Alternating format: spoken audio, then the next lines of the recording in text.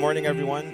We're about to start our panel on hardware startups. So please join me in welcoming Hind Hobeika, the founder of InstaBeat, Bassel Idriss, the founder of Generics, and Saeed Al-Nofali, programs manager, Sharjah. Yeah.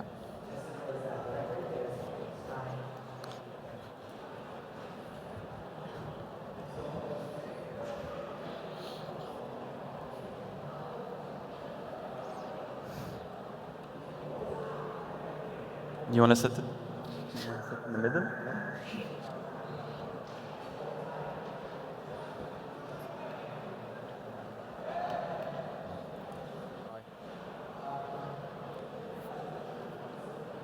Hello? Hello? Hello? Hi? Saeed, is it working? No. No. It's working? So, Yeah. Hi, everyone. Thanks for joining us today. Today, actually, it's a topic dear to my heart because myself, I have a startup, and I've been working in the startup for the past 5 years. And some of you know that hardware is a challenge. And while we're building a hardware tech business, is not like any other businesses. So today, we're joined by Bassel, founder of Genetics, and we have Hind, the founder of InstaBeat, and I will let them talk about maybe they're the best people to introduce themselves, and then we can dive into the topic. So maybe we can start with Bassel. Maybe just a brief about yourself. sure, everyone, hello, and I'm glad we're here. By the way, we're a small group, so do you want to come closer? We can make this a bit more personal. We're not a lot of people, so feel free to come closer. Yes, come as close as possible, please, so we can feel it and you can hear us properly. تفضلوا تفضلوا.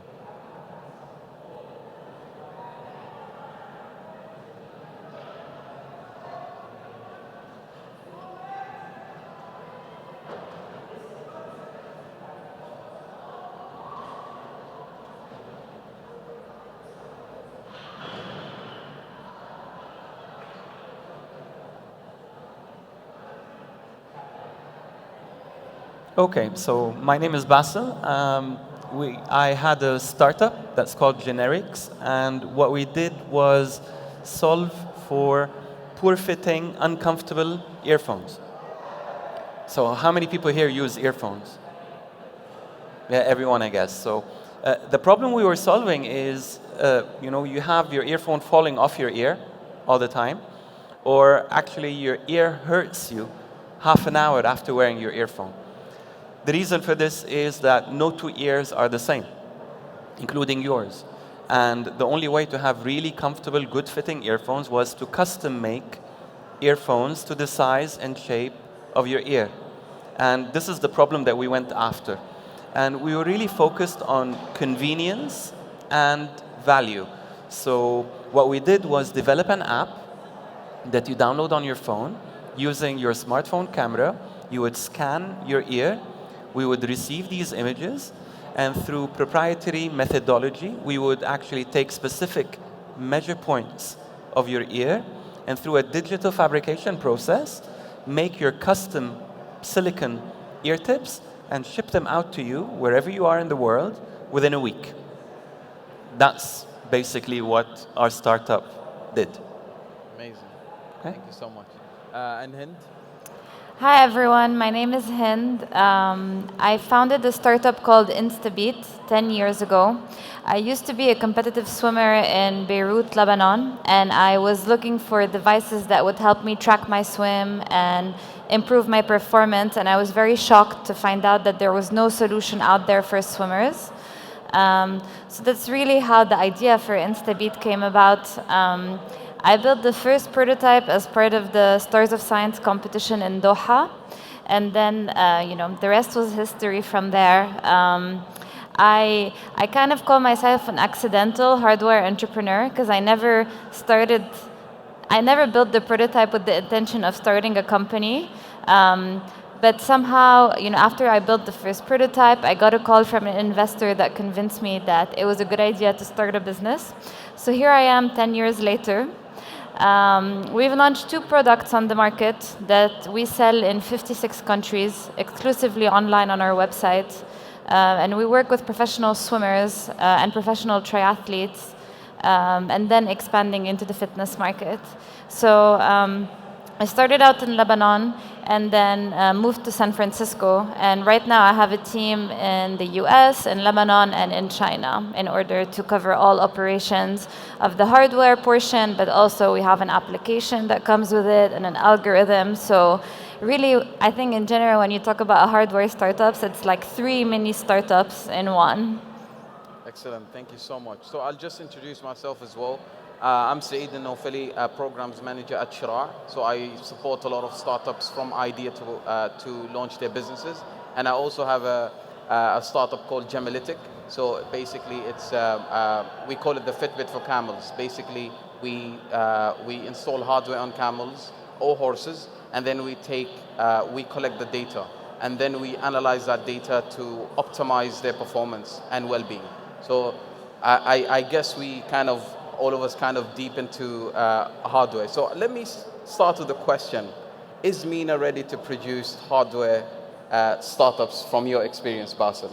And maybe Hind can jump in as well. So this kind of a debate before we had, but let's hear from you and The short answer, no. Right, that's the short answer. No, I don't think MENA is ready. There's so many different reasons, okay? And the hardware is really hard. And Hind will tell you, I mean, there's a Silicon Valley saying that says hardware is hard. I mean, you want me to elaborate on why please. No? Okay, first of all, I don't think we have the right people to develop hardware. There's a specific skill set that is required.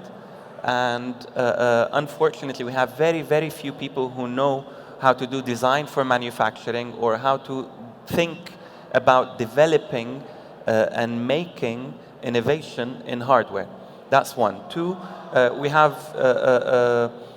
on a broader sense, bigger issues as an Arab region, in the sense that our goods, physical goods, don't flow seamlessly within the Arab countries. I mean, we like to think of ourselves as one big Arab nation with 400 million consumers. Reality is, shipping something from the UAE to Lebanon or from Jordan to Egypt is a nightmare. Okay, that's 2. 3 is the money and the investment.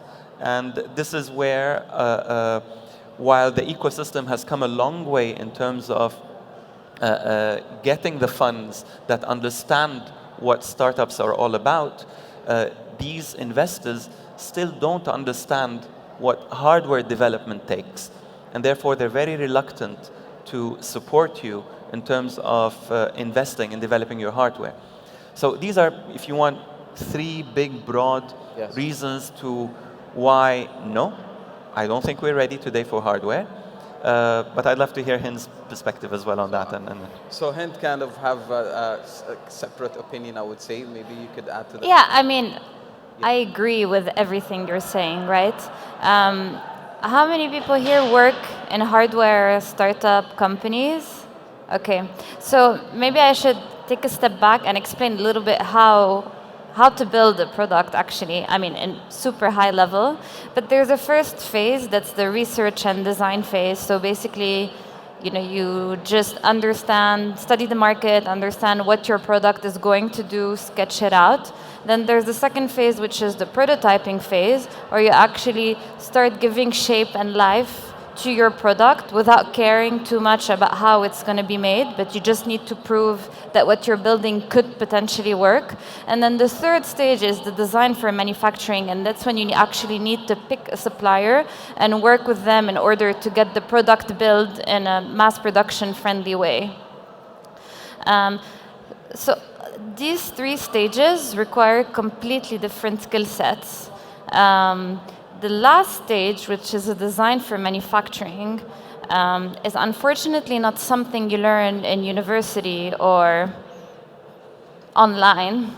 It's actually something that you acquire almost only from experience, which means that you need to work with experienced people, which again means that you need to be in a place where the industry has experienced people. So this automatically eliminates the MENA region because we don't have, I mean, I'm overgeneralizing, but we don't have at least consumer electronics manufacture in the MENA region. Just to add to your point, because I agree with you, and I think that the lack of the skill set, even taught in universities, is not there. So let's say a design manufacturing major is not actually available there. So even I always complain about the engineers who are available in universities. They're not capable of actually delivering products. No, They're absolutely. prepared for working in factories and so on, but not like a design manufacturing to help us deliver this product. Yes, this is an expertise that comes from experience, which is Experience. kind of a very hard position to be in. So when you think about the first two stages, can they be done in MENA? The research phase, absolutely. Every engineer, I would say almost every engineer that graduates from the Middle East is capable of doing research and understanding the fundamentals of how a product is built. When you get to the design phase, it gets a little more complicated, and it's related to how complicated your product is. So if you're doing something super simple, probably, but you, in order to give it your best bet, you kind of want to work with people who've built products before. And then again, where MENA becomes a challenge, because since we don't have the industry, we don't have a lot of people who've built a lot of products before. And so then when it gets tricky, it's either you take on the responsibility of building experts on your team, which takes a lot of time and money and is very, very hard, or you'd have to go abroad and actually hire people in San Francisco or the US or China that actually have built multiple products before and then can come on as contractors to build your product. And that's the solution that I chose to do for our second generation product, because it greatly accelerated our path to market. The only thing I would add is that a hardware startup is very cash flow intensive. You need to pay designers upfront, especially when you're contracting out a design company that have design experts. It's not cheap, right? So it requires a capital that's pretty substantial. The lean startup model doesn't really work with hardware, because if you ship a product that's not really good, customers will return it and you're bankrupt the next day. So you really need to make sure that what you're shipping works. And then when you get to the manufacturing stage, you have to pay for your components 20, 30 weeks before you actually can start manufacturing. And that is a huge kill on the cash flow. I don't want to sound too negative, but the question was, can it be done in MENA? I think parts of it can, and parts of it shouldn't. Okay, so here I'm hearing there is one point is cash, the other one is competence. Do you agree? Yani Competence and cash. As in, so competence as in the skill that we have in MENA. The skill set that we have in MENA, let's say as a government, we need to create more courses or more majors are in that, or more industry people. So I was speaking to someone from Morocco. They were saying that they brought in bigger companies so they can train their own. So they're asking the big manufacturers like BMW and so on and Airbus, what do you need? Which skill set do you need? And then they train them in universities.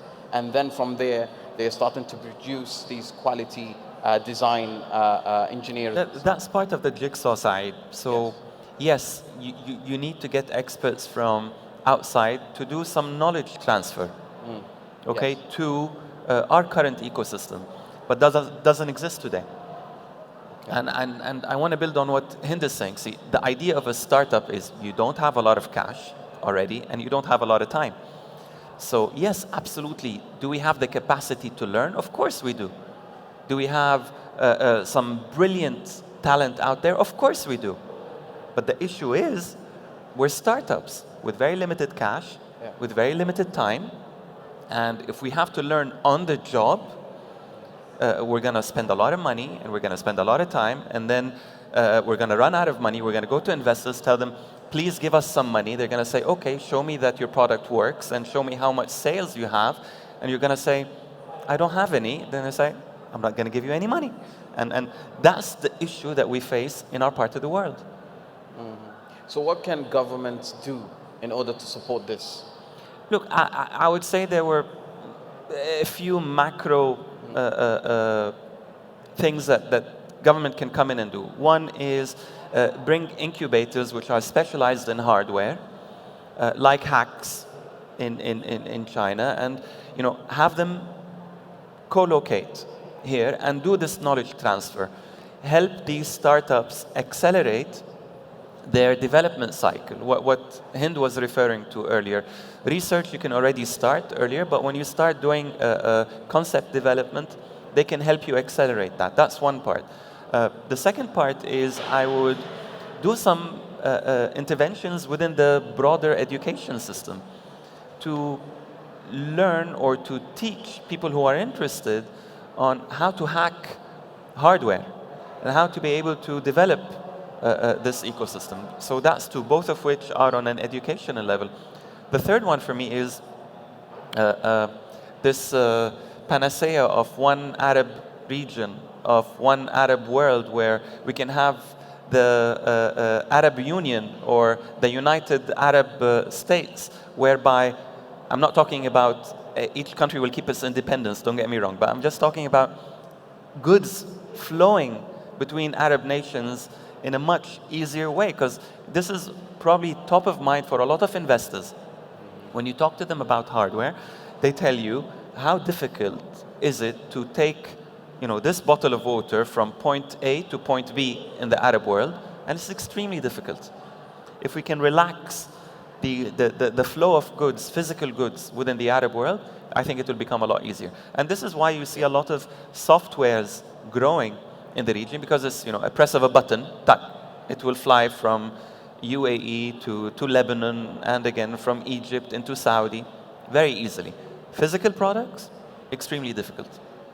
Yeah, it's interesting that you said that, because when I was thinking about this, Arab world, you said there's 400 million people in here, and the thing is that everyone wants to do everything.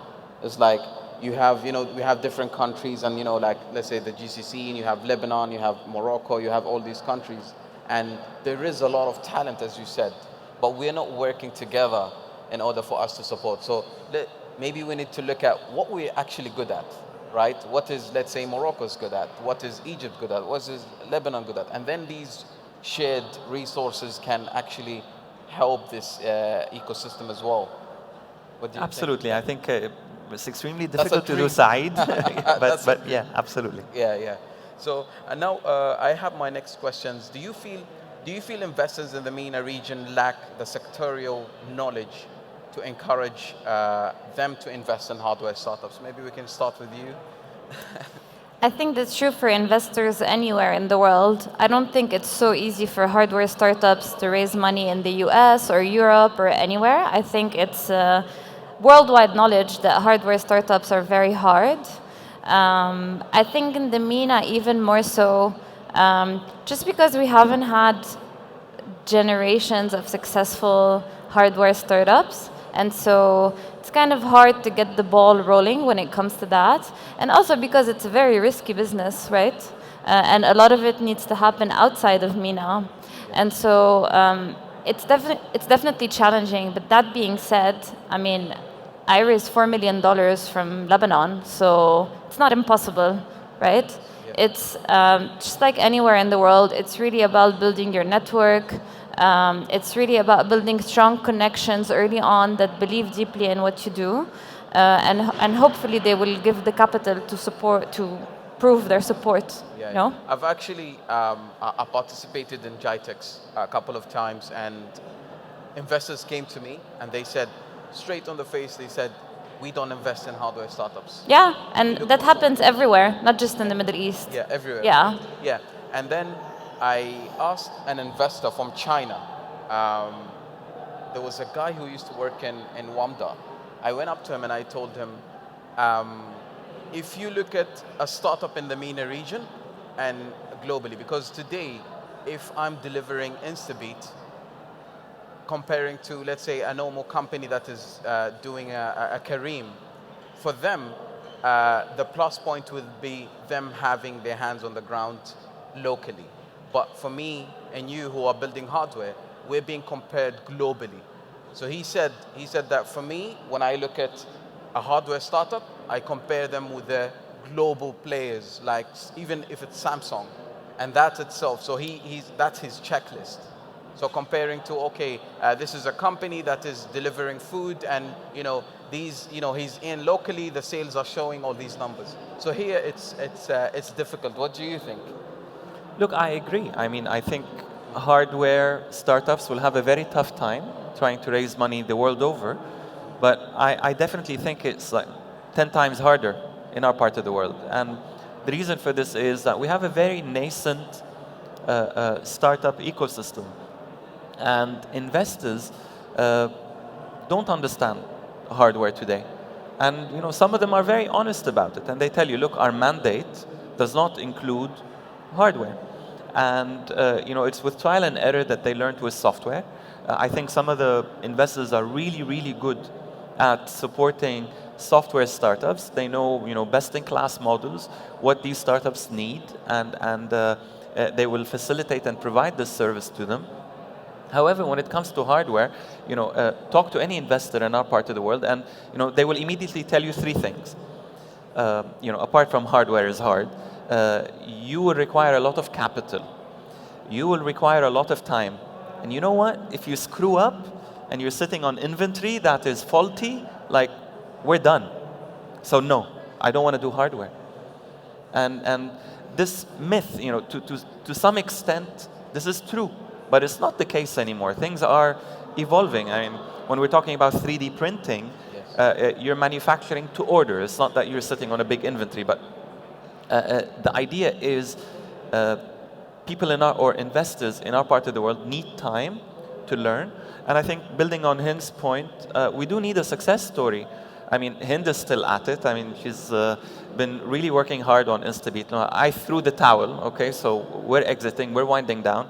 Hind is still at it. I hope this can be a fantastic success story for our part of the world. There's another company in Lebanon called Rodi. They're also doing a good job. There's another company that I think, Reef Kinetics, they sell aquariums that moderate acidity of fish tank water. They're trying also to get off in Lebanon. If we do have success stories, I think investors will be more interested. Like we've had Souk, we've had Kareem, big success stories in the region. We need a hardware big exit. And I think investors would then realize, maybe there's something there. Hopefully we'll see one soon. Yeah, I think the best reminder of the value of hardware, I just want to put in a positive note, because I think it's very hard to build a hardware company, right? But ultimately, the most valuable company in the world is a hardware company, right? So there is so much potential for hardware. I mean, hardware is so much more experiential, can affect so many people in a much more impactful way than software. And also, the biggest advantage of hardware is that you don't need to get creative with the business model. Like, you just sell the hardware for more than you make it. Obviously, that it's harder than it sounds, but then the problem with software nowadays is that everyone expects it to be free, right? Yeah. It's very hard to actually put a price on software and get people to buy premium subscriptions. So it's kind of less challenging with hardware in that sense. But yeah, I mean, I agree with you. It's harder to raise cash, but when it actually goes well, it's maybe a little easier to plot the finances of it. Correct. So I just want to go back to the same question earlier that I asked. So you mentioned that in the MENA, or while we were here in the MENA region, that focusing on research, right, is very important, and then going to design. But we kind of lack the competence of having design for manufacturing. So that's when when the water gets rough. So I was thinking as an incubator, accelerator, program manager, what do you advise? Because I support a lot of startups who are going into this field, and when they come in, I tell them, no, no, no, don't go, because I know what value these guys can bring in, and we require patience comparing to the software guys. Yeah. Yeah. So, what advices do you think that you could give me that I can incorporate, so I can push, the government and our center to do? Okay, To cater. that's a big ask. So, Yeah, I I know. think I think we should capitalize on the skill sets we have in MENA, which is a very rich skill set. I do not think actually we should build any DFM expertise, and I don't think we should be opening manufacturing centers in the Middle East. It's kind of too late. China is kind of leading the game by leaps. And there is a huge advantage to being in a manufacturing country. All of my suppliers are in a 3-kilometer radius. And anytime a supplier bails on me or I have a shortage of components, I have 1,000 other suppliers to call in that same radius. I don't have to ship between them. I can just take not a car, a train, a DD to go there. So I don't believe that we can gain a lot by actually starting like manufacturing shops here, and I think the DFM always needs to be close to the manufacturing shop. But I think for the first 2 phases before that, so the actual research and development and the design that leads to the manufacturing, this is something that we can absolutely build in the Middle East. And I think the first step is for us to get our hands dirty and to move from the theory part that we learned in schools to actually touch things and build things, I mean, I studied engineering in Lebanon, and I don't think I ever really built something in school. It's just, I've studied a lot of stuff in books. But I think that we need to start building, fabricating. We need fab labs in universities. We need maybe German designers to come and give us classes and actually build something, prototype it, play with it, break it, twist it. Like, we need that hacker culture, but not in software, in hardware, and to build all of the skill sets up until we actually need to go to China or Cambodia or wherever we're manufacturing. I want to build on that. I slightly disagree with you in the sense that I agree. The focus should be on finding out really if we're solving for a problem, the research part, the concept design. But yes, we will never replace China. China is the manufacturing hub of the world. But I think we should focus on developing low volume facilities and production, because even if we go to China today, because we have, as a startup, as someone starting up, we have very little volume. China is really only interested in big volumes. Yeah, I agree with you. So if you go to them, tell them, look, I want to do 10,000 units, they're going to look at you and, when you get to 1 million, come back and talk to me. So low volume facilities, and I think this is what we should focus on, whereby we would develop this design for manufacturing, for low volume, and then yes, if something picks up and becomes really good and people are asking for it the world over, we move to China and we continue to do the rest of our production in China. That's one aspect of it. Another aspect is, look, there are some areas where you would want to do a lot of high-tech stuff. Yes. And high-tech doesn't necessarily mean huge volumes. Again, I want to bring it back to our example. Our vision was to have multiple microfactories around the world, and I call them microfactories because we utilize digital fabrication. We envisioned a 3D printing farm. A lot of 3D printers working because we were all about customization, and we manufacture to order. This is where I think, in these niches, that we can create something for ourselves. Not trying to compete against China. Of course, I agree with him. This is too late, losing battle. We'll never get there. But I would still develop the skill set on high-tech manufacturing, on skill set to know what it takes to go to China and be able to talk to Chinese manufacturers about design for manufacturing. Great. On top of the other things that we spoke about earlier, let's make it one huge 400 million consumer market versus mini markets, 9 million in the UAE, 4 million in Lebanon. Egypt is the only sizable Arab market, frankly, 100 million consumers. Imagine just one huge market. That would make a huge difference. Excellent. I've taken notes, and time is up. So I certainly agree that these are I can see that the competence, skill, this is very, very important for our region. And certainly I'm going to raise this to my government and tell them that we need to work on this, inshallah. Anyways, thank you very much, Bassel and Hind, for joining me. It's a real pleasure for you to have you on this panel. Thank you, Said. But before you close, Yes. I sounded like the pessimist. Yes. I don't want to be, okay? I agree with Hind, okay? Look at her. I mean, she's still at it, and she's a perfect example of, no, someone coming from the Arab world, she's still at it, and you can make it happen. All I mean to say is try to be realistic, look at your landscape, really understand what the issue is, and try to solve it there. We have big obstacles, but like Chris Gardner was talking, I mean, don't let anyone stop you from dreaming, period. Don't let anyone say no. Great. Thank you so much. Thank you, guys. Pleasure.